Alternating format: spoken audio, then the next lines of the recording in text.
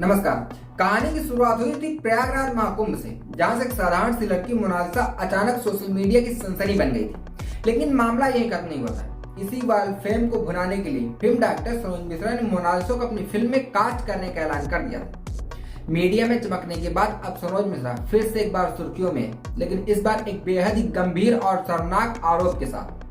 Media report के मुताबिक film industry में ब्रेक देने के नाम पर एक लड़की के साथ इसने कई बार रेप और जबरन गर्भपात कराया, जिसका आरोप इस पर लग चुका है और अब इसे दिल्ली पुलिस ने गिरफ्तार भी कर लिया है। दिल्ली हाई कोर्ट से जमानत याचिका खारिज होने के बाद नबी करीम थाना पुलिस ने इस केस में सख्त कार्रवाई कर दी और पीड़िता का आरोप है कि सनोज मिश्रा ने न केवल उसका शोषण किया, बल्कि उसे डराने धमकाने में भी कोई कसर नहीं छोड़ी।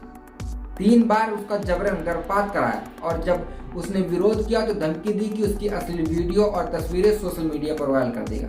अब आप जरा सोचिए, जो इंसान ये सब किसी दूसरी लड़की के साथ कर सकता है, तो उसने मोनालिसा के साथ क्या क्या नहीं किया होगा। जरा यह भी सोचिए कि एक लड़की जो अपने सपनों के साथ मुंबई आती है, उसे क्या पता था कि वो ऐसे शख्स के जाल में फंस जाएगी जो खुद को बहुत बड़ा डायरेक्टर बताता है, लेकिन असल में एक दरिंदा है। पुलिस ने अपनी जांच में ये पाया है कि ये पहला मामला नहीं है। सनोज मिश्रा पहले भी कई बार लड़कियों के साथ ऐसा खुलकर कर चुका है और उसकी रिपोर्ट भी कई बार कराई जा चुकी है।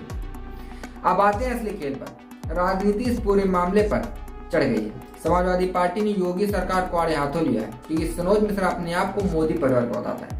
समाजवादी पार्टी के बयान में साफ तौर पर कहा गया है कि योगी आदित्यनाथ के करीबी के लोग ही इस तरह घिनौने अपराधों में लिप्त होते हैं। उन्होंने सवाल उठाया कि आखिर ऐसे क्यों हमेशा बीजेपी के सरकार के संरक्षण में ऐसे लोग पनप पाते हैं। सपा ने सवाल उठाकर कहा कि योगी जी, जब कोई भी बड़ा केस आता है तो बीजेपी के किसी न किसी नेता या करीबी का नाम उसमें निकल आता है। उन्नाव केस में कुलदीप सेंगर, चिंतनमय का मामला हाथरस कांड और अब सनोज मिश्रा। आखिर ये सिलसिला कब तक होगा? क्या यही आपका रामराज्य है, जहां बेटियों की सुरक्षा पर सवाल उठाए जाएं और बलात्कारियों को राजनीतिक संरक्षण मिले? अब इस मामले में एक और चौंकाने वाला बड़ा खुलासा हुआ है।